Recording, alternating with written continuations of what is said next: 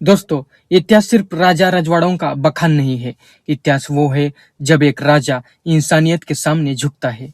हम दशहरा कहते हैं, विजयादशमी कहते हैं।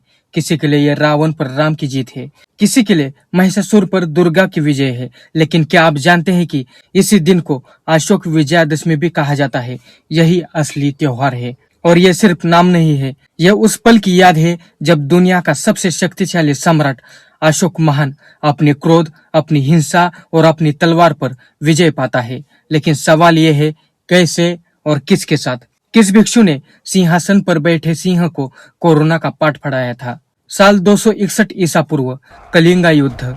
धरती लहूलुहान थी, लाखों लोगों की जान गई। अशोक ने युद्ध तो जीत लिया, लेकिन जब वो युद्ध भूमि में खड़ा था और उसने उन मासूमों की लाशें देखी, तब उसके अंदर कुछ टूट गया।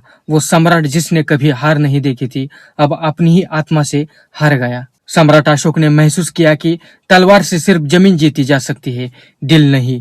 और तब उसने सच्चाई की खोज शुरू की। वो उत्तर ढूंढने लगा कि जीवन का असली अर्थ क्या है, विजय का असली अर्थ क्या है। इसी खोज में उसकी मुलाकात हुई भिक्षु उपगुप्त से।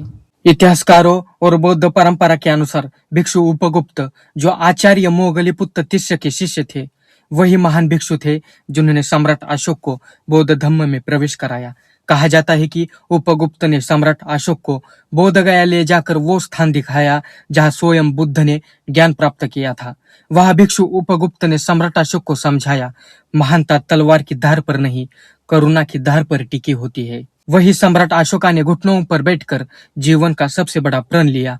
आज से मैं हिंसा छोड़ता हूँ, आज से मैं धम्म का मार्ग अपनाता हूँ। और दोस्तों, यही था वो क्षण जब सम्राट अशोका ने बौद्ध धम्म की दीक्षा ली। एक राजा जिसने लाखों की हत्या की, वही राजा अब भिक्षुओं के चरणों में बैठा है। उसके लिए अब विजय का मतलब था दूसरों पर नहीं, खुद पर विजय। तलवार पर नहीं, करुणा पर भरोसा।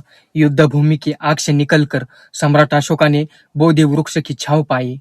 अब आप पूछेंगे, इस घटना का विजयदशमी से क्या संबंध है? दोस्तों, विजयादशमी का मतलब है अधर्म पर धर्म की जीत, बुराई पर अच्छाई की विजय। तो याद रखिए, सम्राट अशोक की विजयादशमी रावण दहन नहीं थी, उसकी विजयादशमी थी अपने ही अंदर बैठे रावण को हराना। और इसलिए कलिंगा युद्ध के बाद जिस दिन भिक्षु उपगुप्त ने सम्राट अशोक को धम्म दीक्षा दी, उस दिन को याद करके लोग इसे अशोक विजयादशमी कहते हैं। ये उस दिन का प्रतीक है जब एक सम्राट ने तलवार से नहीं, करुणा से जीत हासिल की। तो इस वीडियो को शेयर कीजिए और कमेंट में बताइए, क्या आज की राजनीति में और समाज में कोई अशोक पैदा हो सकता है? मित्रों, वीडियो कैसा लगा कमेंट करके जरूर बताना। चैनल को अभी तक सब्सक्राइब नहीं किया है तो जरूर सब्सक्राइब करें। ज्वाइन बटन और थैंक्स बटन के जरिए आप मेरे काम को सराह सकते हो, सपोर्ट कर सकते हो। ये मेरा इंस्टाग्राम आईडी है, यहाँ पर फॉलो करके आप मुझे कोई भी प्रश्न पूछ सकते हो, तो मैं उसका उत्तर जरूर दूंगा। चलो मिलता है अगले वीडियो में। जय भीम।